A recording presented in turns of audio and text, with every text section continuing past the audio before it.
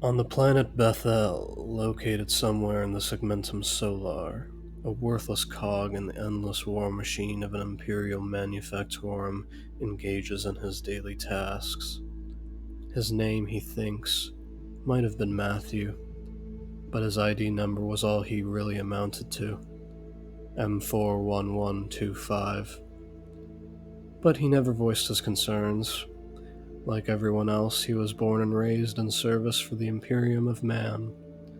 Asking questions was frowned upon, because humanity itself was under attack from aliens and heretics from all sides, and everyone needed to do their part to fight for the glory of the God Emperor.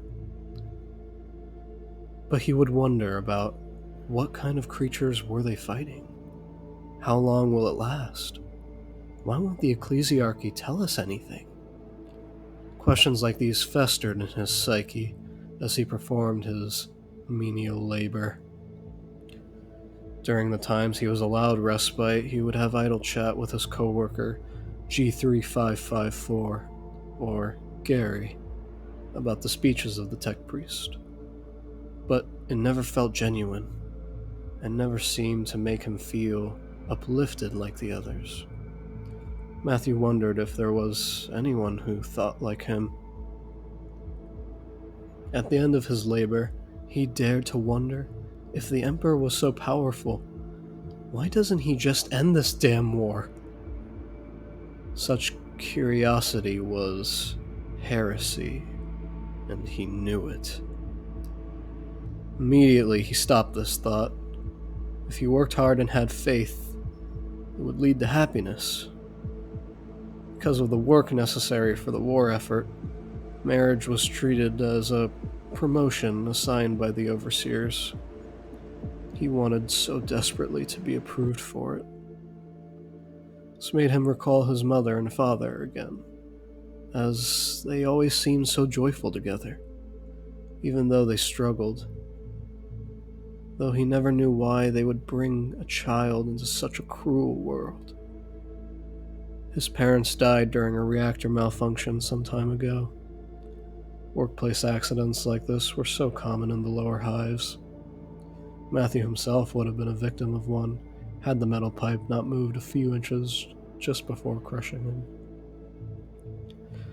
These thoughts would burn in his mind, night after night, day after day. He would spend hours in prayer to the God Emperor for answers, but they never came. Slowly, he began to wonder about the men who were executed by the Inquisition in a district not far from his. Could it be that there are other gods? In his prayers, he started to call out for someone, anyone, to ease his misery. Until one night, a beautiful but distinctly inhuman woman with a soft voice entered his latent psychic mind. Cry no more, for thy tears reach his holiness. Simply reach out, so I may ease thy loneliness. We can dance in the moonlight, your chains I wish to free. Matthew didn't understand what the spirit was or why it had chosen him, but for once in his life, he had finally seen his prayers answered. With all his might, he reached out and manifested the angel before him. And after a night of what could only be described as perfection, he knew he could not keep this knowledge for himself. Such revelation was to be shared.